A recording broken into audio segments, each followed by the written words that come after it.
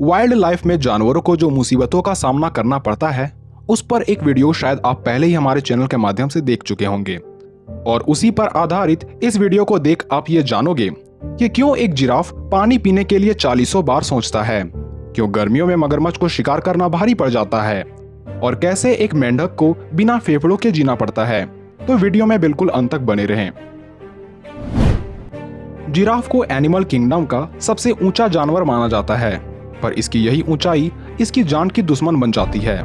अपने 4 से 5 मीटर ऊंचाई के कारण इसकी शारीरिक बनावट भी थोड़ी अलग होती है। जैसे कि इसके दिल की बात करें तो यह काफी बड़े आकार का होता है, ताकि खून को दिल से दिमाग तक आसानी से पहुंचाई जा सके।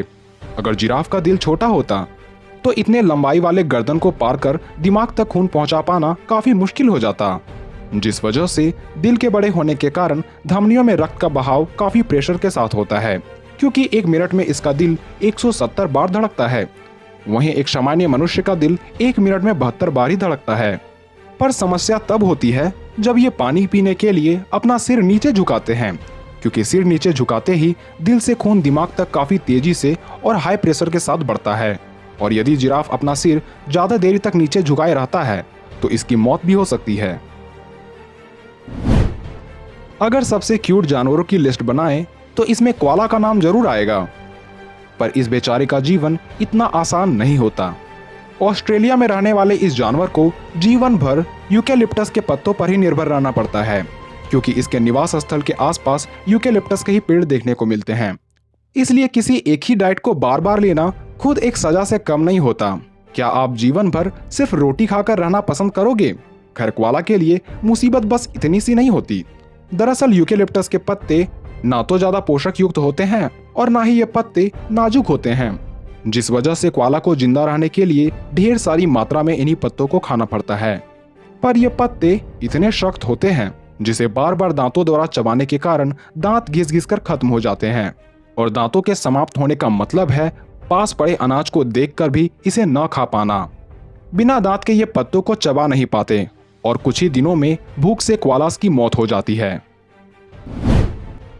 जब शिकार करने की बात आती है तो एक मगरमच्छ कई घंटों, दिनों या फिर कई सप्ताहों तक घात लगा सकते हैं। वहीं जब बात नाइल क्रोकोडाइल की आती है तो इसे दुनिया का सबसे ज्यादा धैर्यवान प्राणी माना जाता है, क्योंकि सही तरीके से हमला करने के लिए ये काफी दिनों तक भी इंतजार कर सकती है। पर इसकी सब्र, इसका वजनीय शरीर और बड़ा आकार इसके लिए सिरदर्द बन जाता है। दरअसल शिकार के पीछे एक मगरमच्छ धीरे धीरे उसकी ओर बढ़ता है और बिल्कुल राइट मोमेंट में वो सारी बची हुई ऊर्जा को एक साथ निकाल देता है। और गर्मी की वजह से तालाब का पानी सूख जाता है, तब कीचड़ में छिपे मगरमच्छ उसमें हमेशा के लिए फंसकर रह जाते हैं।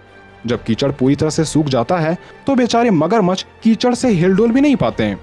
खैर, मगरमच्छों के पास ऐसी काबिलियत होती है जिसकी कल्पना कभी मनुष्य कर भी नहीं सकता, क्योंकि एक मगरमच्छ सालों तक ऊर्जा को बचाकर रख सकते हैं, जिस वजह से ये भूखे पेट सालों तक जिंदा रह सकते हैं। ज्यादातर मेंढक एम्फीबियन होते हैं, यानी ये जमीन और पानी दोनों में रह सकते हैं, मगर बोर्नियन फ्लैट हेडेड फ्रॉग के लिए ये बात हम कह नहीं सकते, क्योंकि इन मेंढकों के जन्म से ही फेफड़े नहीं पाए जाते हैं, जिस वजह से मजबूरन 24 घंटे इन्हें पानी में ही रहना पड़ता है। फेफड़ों की अनुपस्थिति में श्वसन की क्रिया इसके त्वचा में पाए जाने वाले छिद्रों से होती है, और ऐसा करने के लिए इन्हें जीवन भर पानी में डूबकर बिताना पड़ता है। और अगर किसी वजह से उस स्थल का पानी सूख जाता है तो फिर इन्हें मरने से कोई नहीं बचा सकता। एक फ्लैमिंगो का भोजन पानी में रहने वाले छोटे छोटे जीव और एल्गी होते हैं, जिस वजह से इन पक्षियों को अपने जीवन का ज्यादातर वक्त पानी के आसपास ही बिताना पड़ता है। लेकिन बच्चों के लिए पानी के आसपास रहना काफी मुश्किल हो जाता है, क्योंकि अभी तक इन्हें उड़ना नहीं आता, जिस वजह से इन्हें पानी पीने के लिए इधर उधर भटकना पड़ता है, वो भी काफी तेजी से, क्योंकि अगर ये ऐसा नहीं करेंगे तब इसके पतले पैरों के चारों तरफ नमक की परत जमती जाएगी। ऐसे में बेबी फ्लैमिंगो के चलने में भी इतनी मेहनत करनी पड़ेगी मानो पैरों में कई किलो का वजन बांध दिया गया हो। हिमालय क्षेत्रों के आसपास रहने वाले हिमालय पांडा का डाइजेस्टिव सिस्टम किसी मांसाहारी जानवर की तरह डिजाइन होता है, लेकिन शायद ये शिकार करना पाप समझते हैं, इसलिए इन्होंने दूसरे जानवरों के बजाय बांस के पत्तों को खाना चुना। अब इसका डाइजेस्टिव सिस्टम सिर्फ मांस को पचाने के लिए बना है, इसलिए इन्हें बांस के पत्तों का पाचन करने में काफी समस्या होती है। और रेड पांडा में धीमी मेटाबॉलिज्म की प्रक्रिया ही इसकी जान की दुश्मन बन बैठती है, क्योंकि सारी उपापचय की क्रिया बांस के पत्तों को पचाने में चला जाता है, जिस वजह से ये अपने शरीर में हीट उत्पन्न नहीं कर पाते। और हिमालय जैसे ठंड क्षेत्रों में शरीर अगर गर्मी उत्पन्न नहीं कर पाती हो तो इसका परिणाम ठंड से मौत होता है। स्नेल काफी छोटे और कमजोर से जीव होते हैं जो काफी आसानी से आपके पैरों तले कुचले भी जा सकते हैं।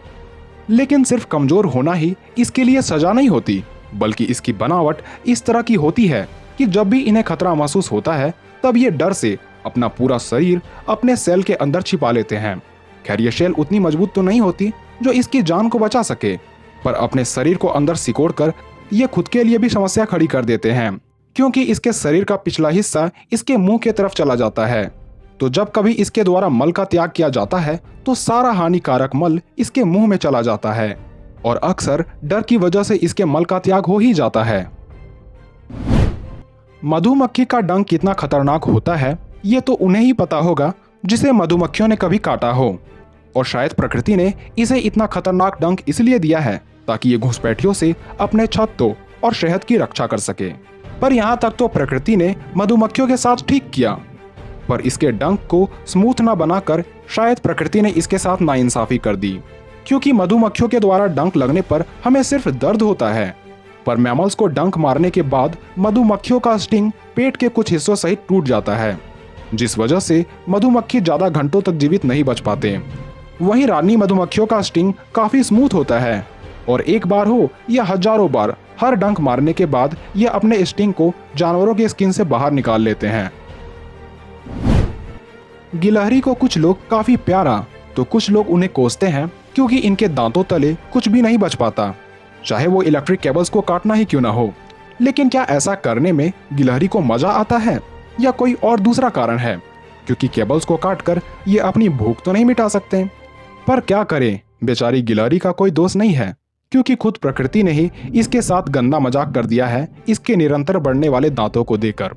अगर गिलहरी अपने दांतों को घसने के लिए चीजों को नहीं काटेगी तो इसके दांत किसी सेबर टूट की तरह बढ़ने लगेंगे। पर दांतों का दिशा कैसा होगा ये गिलहरी डिसाइड नहीं करती। खैर दांतों के ज्यादा बढ़ जाने के कारण ये अपनी मुंह भी अच्छी तरह से नहीं खोल पाती, और मुंह ना खुलने के कारण ये अच्छे से अन्न का निवाला भी नहीं खा पाती, और भूख की वजह से इसकी मौत भी हो जाती है। तो उम्मीद है कि वीडियो आपको पसंद आई होगी। तो ऐसे वीडियोस देखने के लिए हमारे चैनल से जुड़े रहें।